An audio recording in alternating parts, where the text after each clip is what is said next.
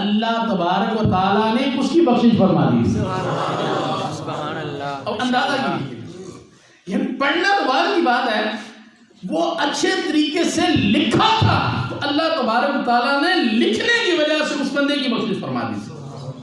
اور حضرت سعید بن ابی سکینہ بیان کرتے ہیں، ایک شخص نے ایک کاغذ کو دیکھا، اس میں بسم اللہ الرحمن الرحیم لکھی ہوئی ہے، تو اس نے اس کو اٹھا کر بوسہ دیا اور اس کو اپنی آنکھوں پہ رکھا، تو اللہ تبارک و تعالیٰ نے اس بندے کی بھی بخشش فرما دی. ماشاءاللہ. میں کہتا ہوں یہ آپ پڑھیں، پڑھنے میں تو برکتیں ہی برکتیں ہیں، لیکن اگر کوئی اللہ تبارک و تعالیٰ کی اس آیت مقدسہ سے محبت کرتا ہے، اللہ تبارک و تعالیٰ اسے بھی نواز دیتا ہے.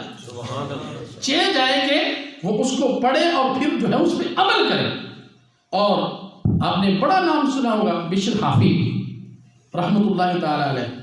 وہ ڈاکو تھے، شرابی تھے، مشہور ہے، لیکن کیا تھا، انہوں نے کیا کیا، انہوں نے ایک کاغذ دیکھا، اور کاغذ کیا تھا، وہ جا رہے تھے، کاغذ دیکھا، اس پہ بسم اللہ الرحمن الرحیم لکھا ہوا تھا.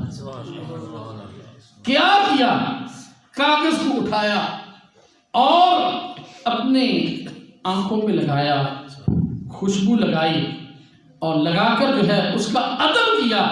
بس ادب کرنا تھا کہ اللہ تبارک و تعالیٰ نے انہیں ولی بنا دیا. اس کا ادب کیا اور اس سے پیار کیا. اللہ تبارک و تعالیٰ کی یہ نام ہے، اور لفظ اللہ کا ذاتی نام ہے. رحمان اور رحیم جو ہے اللہ کے صفاتی نام ہے، اور خاص صفاتی ناموں میں ہے. اور یہ بھی مسئلہ یاد رکھ لیں، اللہ تبارک و تعالیٰ کی یہ نام جو ہے وہ آپ ڈائریکٹ بچوں کا نام نہیں رکھ سکتے. مسئلہ ذہن میں رکھیں. بعض لوگ نام رکھ لیتے ہیں رحمان، رحمان ہی نام رکھ سکتے، رحیم نام نہیں رکھ سکتے. اس کو آپ کو لفظ ابد ساتھ لگانا پڑے گا. یہ مسئلہ ذہن نشین کر لیں. نہیں، بہت سے لوگوں کے ایسے نام رکھے جاتے ہیں اور پھر بعد میں جو ہے وہ پریشان بھی ہوتے ہیں جب انہیں مسئلہ بتایا جاتا ہے.